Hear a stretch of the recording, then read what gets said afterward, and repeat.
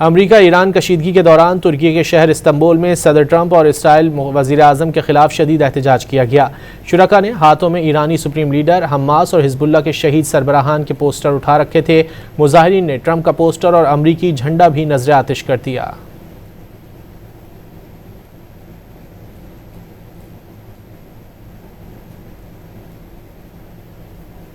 अमरीका Iran कशीदगी के दौरान तुर्की के शहर इस्तंबुल में सदर ट्रंप और इसराइल वज़ीर आज़म के खिलाफ शदीद एहतजाज किया गया।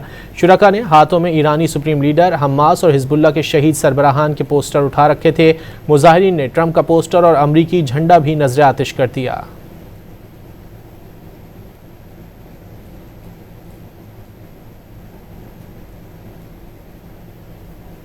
अमरीका ईरान कशीदगी के दौरान तुर्की के शहर इस्तंबुल में सदर ट्रंप और इसराइल वज़ीर आज़म के खिलाफ शदीद एहतजाज किया गया। शुरका ने हाथों में ईरानी सुप्रीम लीडर, हमास और हिजबुल्लाह के शहीद सरबराहान के पोस्टर उठा रखे थे।